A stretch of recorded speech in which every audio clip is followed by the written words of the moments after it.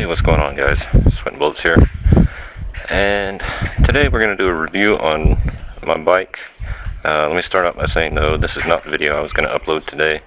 I was going to upload a video of IREV 808 and myself. We went for a ride on Friday and had a blast. He's a great guy. He's a YouTube vlogger. If you're not subscribed to him, please go sub him now. I will put a link in the description. But as I was putting my helmet on, I think I smacked my GoPro and caused the angle to change. So the whole ride was basically my instrument cluster and my left knee. So sorry, IREV, I'm not going to be able to upload that one, but he did upload a video of the ride, so please go check it out. And a quick shout out to Green Mo. He was going to ride with us on Friday, but on his way out to meet us, he actually low-sided his bike, and he ended up going home. He's busted up, and I guess his bike is busted up pretty good. But man, I wish you a speedy recovery, and if there's anything you need, just let me know. I'll help you put the bike back together. So today, instead of all that, because it's been raining, it started raining yesterday when I got up about 5 a.m. And this is the first bit of sun we've had since. I don't mind riding in the rain, but I don't like to make videos in the rain. Nobody wants to see a rainy Hawaii. So I figured I'll do a review on my bike. So let's get started. Alright, this is my bike, 2009 Honda CBR600RR. Great bike. It's pretty much stock. I haven't really done much to it at all. It is in green and black. This is the only year they made these colors. Everybody gives me a hard time saying it's Kawasaki green. It's not. Pretty close though. So when I did buy this bike, I went to the dealer with the plan of picking up a new Kawasaki 636. I love that. Great bike. I highly recommend it. And I was all ready to sit down and sign the paperwork. I'd already test driven it. I test rode the R6 and the Gixxer 600 as well. But I like the 636 the most out of the three. And as I was waiting on the salesman, I saw this sitting there, so I figured I'd sit on it, just, see how it felt. It felt pretty good. So the dealer finally saw me and asked if I wanted to take it for a test ride, and I said, sure, why not? And when I did, I fell in love. It fit me better. I'm short, I'm 5'7". It fit me better, it was more comfortable for me, so this is what I ended up walking away with. And, it's quite a bit cheaper, too. I bought this, March 23rd of this year, and I put about 7,000 miles on it so far. I like it. I like it a lot. We'll go over some of the pros and cons, I guess, and I'll give you my overall views. We'll start out with the cons. The cons, Honda. Look, it's raining again, and the sun's shining. Honda in their if it ain't broke, don't fix it attitude keeps this same instrument cluster. Here, I'll give you guys a close-up. The same instrument cluster for years. And it works. Right? But, God, it's so old. It's so crappy looking compared to the new ones like the R6 and the new 636. Man, great new modern instrument clusters. It's the first thing I'd change about it. Second thing is giant freaking fender that they have on the back of the bike. And look how big this monstrosity is. The thing is huge. It's so big. If I lived in the States up north, I could use it for a snow shovel. Look at that. Holy crap. Yeah, that's number two. I would definitely change that. It does not have a slipper clutch, does not have traction control or ABS. In all honesty, I don't really think you need it. I mean, we've gone this many years without it, and as a, you know, an average Joe, just a normal rider, I don't think most people need them. The slipper clutch might be a little nice, but the clutch and the shifting on this thing is so smooth, I don't really think it's necessary. Let's go over some of the pros. That's really all the cons I have. I mean, I like the bike a lot. The pros, I love the look. It's a great looking bike. The color scheme, beautiful. The feel, the whole front fairing, I love. It works well with the bike. I love the front on view. Kind of looks like eyes looking at you. That's pretty awesome. The mirrors, you know, the mirrors are the same old outdated mirrors, and they rattle a lot once you get up into the higher RPMs. Well, they vibrate. They don't rattle, but they vibrate. Makes it kind of hard to see. But, you know, I mean, they serve their purpose. Most bikes do that anyways. The feel of the bike is extremely comfortable. It has these, I don't know if you can see, it's this 1.5 inch riser coming from the clip-on to bring the handlebars up just a little bit higher.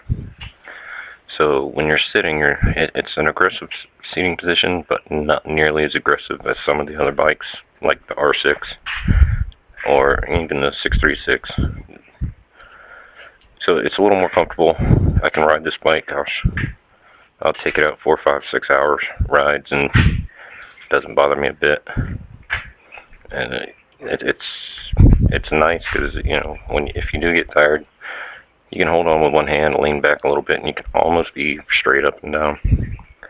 So it's a very comfortable bike. The seat, you know, it's a sport bike seat, so it's kind of like sitting on plywood anyways after a few minutes, but it's pretty comfortable. Oh, and that down there is water. I washed it last night. It's not leaking. The brakes on this bike, really, really good. Surprisingly good.